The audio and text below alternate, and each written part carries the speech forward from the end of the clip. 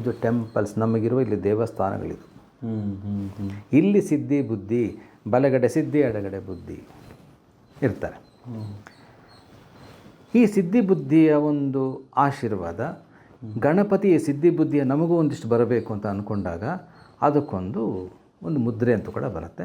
ಅದನ್ನು ಹಾಕ್ಕೊಂಡ್ರೆ ನಮ್ಮಲ್ಲಿ ಕೂಡ ಆ ಟೆಂಪಲ್ಸ್, ಆ ದೇವಸ್ಥಾನಗಳು ಅನ್ನೋದು ನಮಗೊಳ್ಳೆ ವೈಬ್ರೇಟ್ ಆಗುತ್ತೆ. ನಮಗೆ ಬಹಳ ಬೇಗ ದೇವರ ಒಂದು ಆಶೀರ್ವಾದ ಅಥವಾ ಅಲ್ಲಿರುವ ಎನರ್ಜಿ ನಮಗೆ ಸಿಗ್ತಾ ಹೋಗುತ್ತೆ. ಹೇಗೆ ಅಂದರೆ 2 ಹೆಬ್ಬೆರಳುಗಳನ್ನು ಹೀಗಿಟ್ಕೋಬೇಕು, 2 ಮಧ್ಯ ಬೆರಳನ್ನು ಜೋಡಿಸ್ಕೋಬೇಕು. ವೀಕ್ಷಕರೇ ನೋಡ್ಕೊಳ್ಳಿ, ಜೋಡಿಸ್ಕೋಬೇಕು. ಈ 2 ಆಜ್ಞಾಚಕ್ರಕ್ಕೆ ತಗಲಿಸಬೇಕು.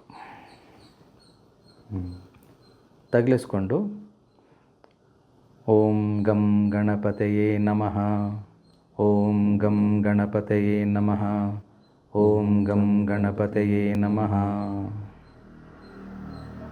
ಸ್ವಲ್ಪ ಹೊತ್ತು, ಒಂದು 5 ನಿಮಿಷ 6 ನಿಮಿಷ ಹೇಳಿದ್ಮೇಲೆ ನಿಧಾನಕ್ಕೆ ಕೈ ತೆಗೆದು ಕಣ್ಮುಚ್ಕೊಂಡು ಹೇಳಬೇಕು, ನಿಧಾನಕ್ಕೆ ಕಣ್ಣು ಬಿಡಬೇಕು.